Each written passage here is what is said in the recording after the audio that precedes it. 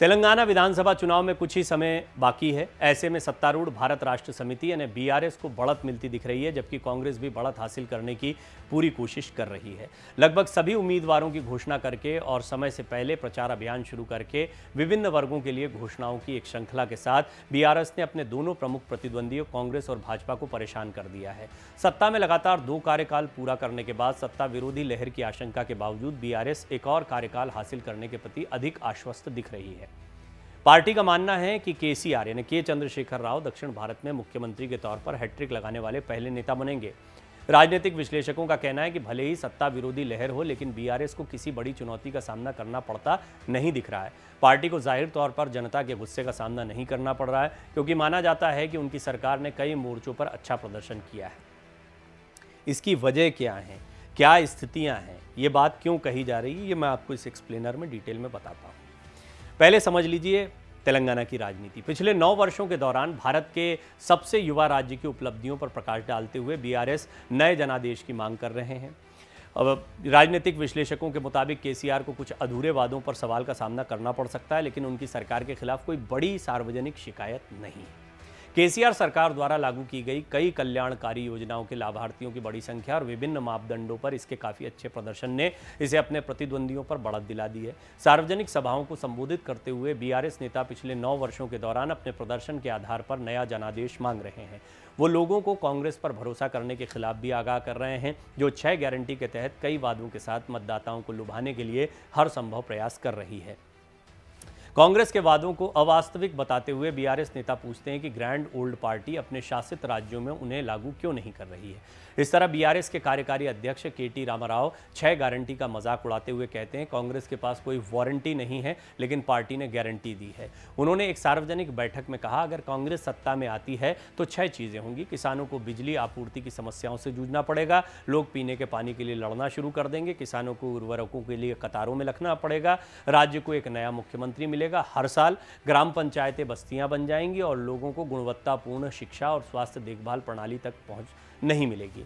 BRS के कार्यकारी अध्यक्ष केटीआर ने कहा कि कांग्रेस राजस्थान, कर्नाटक या छत्तीसगढ़ में 4,000 रुपए की पेंशन नहीं दे सकी, लेकिन उन्होंने तेलंगाना में इसका वादा कर दिया। कर्नाटक चुनाव में जीत से कांग्रेस में नई ऊर्जा का संचार हुआ है। 6 गारंटी के साथ साथ उसे तेलंगाना में अपने कर्नाटक के प्रदर्शन को दोहराने की उम्मीद है। कांग्रेस की बढ़त ने बीजेपी को तीसरे स्थान पर धकेल दिया है।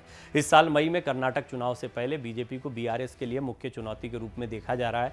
भगवा पार्टी आक्रामक तरीके से आगे बढ़ रही है। केसीआर, जिन्होंने तेलंगाना को राज्य का दर्जा दिलाने की लड़ाई का नेतृत्व किया और लक्ष्य हासिल किया, राज्य में सबसे बड़े राजनीतिक व्यक्ति बने हुए हैं। कांग्रेस या बीजेपी में उनके कद के बराबर कोई नहीं है। उन्हें देश के सबसे चतुर राजनेताओं में से एक माना जाता है, जो अपनी राजनीतिक रणनीति से अपने विरोधियों को आश्चर्यचकित करने के लिए जाने जाते हैं। चूंकि बीआरएस अब भाजपा को एक बड़ी चुनौती के रूप में नहीं देखता है, केसीआर कांग्रेस को रोकने के लिए अपने प्रयासों पर ध्यान केंद्रित कर रहे हैं। कांग्रेस पर निशाना साधने वाले बीआरएस नेताओं के भाषणों से यह स्पष्ट होता है कि पार्टी उसे अपना मुख्य प्रतिद्वंदी मानती है।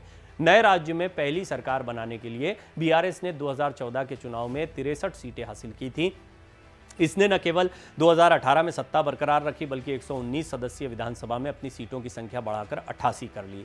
कांग्रेस के 1 दर्जन समेत कई विधायकों के दल बदल के साथ बीआरएस ने अपनी ताकत 100 से अधिक कर ली। 21 अगस्त को 115 उम्मीदवारों की घोषणा करके और लगभग सभी मौजूदा विधायकों को बरकरार रखकर केसीआर ने एक बार फिर से बढ़त हासिल करने की कोशिश की। 16 अक्टूबर को उनके और अधिक आश्चर्य सामने आने की संभावना है, जब बीआरएस वारंगल में आयोजित एक विशाल सार्वजनिक बैठक में अपना चुनावी घोषणा पत्र जारी करेगी।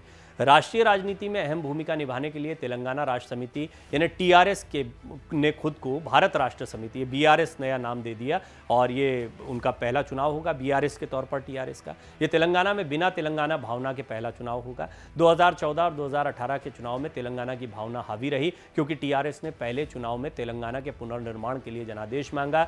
2018 में राज्य को बंगारू या स्वर्णिम तेलंगाना में बदलने के अपने प्रयासों को जारी रखने के लिए एक नया जनादेश मांगा। जैसा कि केसीआर को लगता है कि उन्होंने प्रगतिशील तेलंगाना का अपना काम हासिल कर लिया है, उन्होंने अपनी राष्ट्रीय महत्वाकांक्षाओं के अनुरूप और देश के बाकी हिस्सों में तेलंगाना मॉडल को दोहराने के आह्वान के साथ टीआरएस को बीआरएस नाम दिया है। बीआरएस प्रमुख ने पहले ही विभिन्न राज्यों के नेताओं को रायतू बंधु और तेलंगाना की अन्य योजनाओं के बारे में बात करने के लिए हैदराबाद बुलाकर तेलंगाना मॉडल को जोर से प्रचारित करने की कोशिश की है।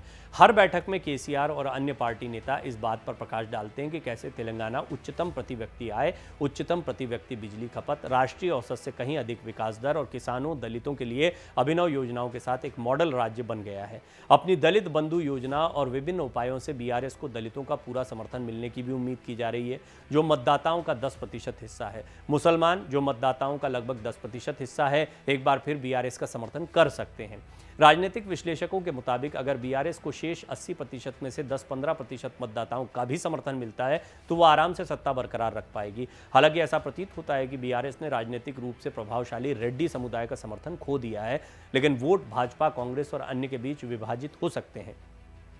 पिछड़े वर्गों के साथ भी ऐसा ही होने की संभावना है, जो 50% मतदाता हैं। अपनी मित्र party all India Majlise Ittehadul Muslimeen यानी एमआईएम, ये अज़दुद्दीन ओवैसी की पार्टी है, के समर्थन और कई खिलाड़ियों के बीच सत्ता विरोधी वोटों के संभावित विभाजन के साथ केसीआर को बढ़त मिलती दिख रही है।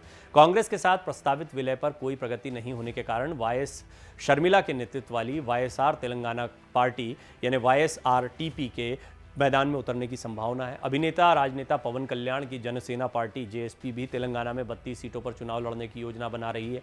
बहुजन समाज पार्टी पहले ही 20 उम्मीदवारों की घोषणा कर चुकी है। आरएस प्रवीण कुमार के नेतृत्व में नए जोश के साथ मैदान में उतर रही है उनकी पार्टी, जिन्होंने राजनीति में शामिल होने के लिए भारतीय पुलिस सेवा से स्वैच्छिक सेवानिवृत्ति ले ली।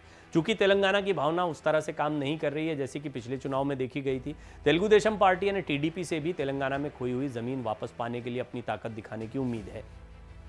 चूंकि बीआरएस ने वाम दलों के साथ कोई भी चुनावी गठबंधन करने से इनकार कर दिया है, इसलिए उनकी उपस्थिति से कुछ इलाकों में बीआरएस विरोधी वोटों में भी कटौती हो सकती है। आपने देखा मैंने इतनी सारी पार्टियों का नाम क्यों लिया है? दरअसल ये वोट बटेगा, जो बीआरएस विरोधी वोट है वो बहुत सारी पार्टियों में बंटता दिखाई दे रहा है, और जब भी ऐसा होता है तो किसी एक पार्टी पर ज़्यादा भरोसा जाता है या फिर उनको जीत के लिए उतने बड़े मार्जिन की ज़रूरत नहीं पड़ती है, क्योंकि विरोधी वोट कई जगह पर बढ़ जाता है। दूसरा एक और बड़ा कारण, जैसा मैंने कहा कि क्यों ये दावा किया जा रहा है, इसका एक बहुत बड़ा कारण ये है कि राज्य में नंबर 2 और नंबर 3 जो पार्टियां अभी फिलहाल दिखाई देती हैं, सीधा सीधा हमला कांग्रेस पर हो रहा है, और इसीलिए इंडिया अलायंस में भी दिखाई नहीं पड़ते हैं केसीआर। उसकी बड़ी वजह यही है कि उन्हें पहले तेलंगाना की राजनीति को संभालना, और यहाँ पर सीधे कांग्रेस और उनका मुकाबला है। कर्नाटक जीत के बाद ही प्रियंका ने अगले ही दिन, जबकि यहाँ पर वोट पड़ गए थे, उसके अगले ही दिन तेलंगाना में जाकर अपनी एक रैली की थी, और वहाँ पर बिल्कुल कर्नाटक वाले मुद्दे रखे थे। तभी से माना जा रहा था कि कर्नाटक की जीत से, क्योंकि बिल्कुल लगा हुआ है तेलंगाना, कर्नाटक की जीत से उत्साहित कांग्रेस अब तेलंगाना पर नजर गड़ाए हुए है। कांग्रेस ने शायद कुछ हद तक इसमें कामयाबी भी हासिल की है, क्योंकि केसीआर जिस तरह से कांग्रेस पर हमलावर हैं, बीजेपी पर नहीं है। ऐसा लगता है कि लड़ाई वो अपनी कांग्रेस से मान रहे हैं अगर किसी एक बड़ी पार्टी को देखा जाए तो, और बीजेपी यहाँ पर तीसरे नंबर पर दिखाई दे रही है। एक और दूसरा बहुत बड़ा कारण है, जो सीधी सीधी लड़ाई कांग्रेस और बीजेपी की है, वो इस वक्त 3 राज्यों में ज़्यादा बड़ी लड़ाई दिखाई देती है, और वो है राजस्थान, मध्य प्रदेश और छत्तीसगढ़। इनमें भी राजस्थान और मध्य प्रदेश पर दोनों ही पार्टियों का ज़्यादा फोकस है, क्योंकि लोकसभा की सीटों के लिहाज से या राज्य के बड़े होने के लिहाज से देखा जाए तो दोनों बहुत बड़े राज्य हैं। यहाँ पर विधानसभा चुनाव के नतीजे आगामी लोकसभा चुनाव पर भी सीधा सीधा असर डाल सकते हैं। इन दोनों पार्टियों का पूरा फोकस जो है वो यहाँ पर लगा हुआ है। खुद प्रधानमंत्री मोदी की ज़्यादातर सभाएं जो है राजस्थान, मध्य प्रदेश में हो रही है। ऐसा नहीं कि वो छत्तीसगढ़, तेलंगाना नहीं जा रहे हैं, पर निश्चित तौर पर अकेले उनके चेहरे को रखकर हर जगह चुनाव लड़ा जा रहा है, तो उनके लिए भी सब जगह पर बराबर समय दे पाना मुमकिन नहीं हो पाता। और वो जानते हैं कि मध्य प्रदेश और राजस्थान के चुनाव में उनके चेहरे का असर ज़्यादा चल सकता है, क्योंकि स्थानीय नेतृत्व, कार्यकर्ताओं की पकड़ के लिहाज से देखा जाए तो छत्तीसगढ़, तेलंगाना के मुकाबले ये राज्य ज़्यादा मजबूत और बड़े दिखाई देते हैं। इसीलिए यहाँ पर मंत्रियों, सांसदों को उतारने की जो बड़ी योजना बनाई गई वो यहीं पर बनाई गई है। इसी लिहाज से अगर तेलंगाना को देखा जाए तो वहाँ पर उतना जोर चुनाव प्रचार के दौरान नहीं देखने को मिलता है, उतनी ताकत लगाती बीजेपी नहीं दिखाई पड़ती है। बहुत स्पष्ट है कि बीआरएस के लिए फिलहाल स्थितियाँ मुफीद दिखाई दे रही है, लेकिन जनता जनार्दन है, वही आखिरी फैसला करती है। जनता ही तय करती है कौन आएगा कौन नहीं आएगा। ये मैंने कुछ सियासी आंकड़े आपके सामने रखे, वर्तमान की स्थितियाँ, राजनीतिक विश्लेषकों से जो बातचीत होती है, उनके जो अलग अलग व्यूज़ आते हैं वो आपके सामने रखे, और उन्हें लगता है कि बीआरएस इस वक्त मजबूत स्थिति में दिखाई पड़ रही है, क्योंकि यहाँ पर केसीआर जो हैं वो सबसे बड़ा चेहरा है। और अगर बात की जाए तेलंगाना में बीजेपी और कांग्रेस के स्थानीय चेहरों की, तो उनके सामने दूर दूर तक कोई बड़ा चेहरा नहीं दिखाई पड़ता है।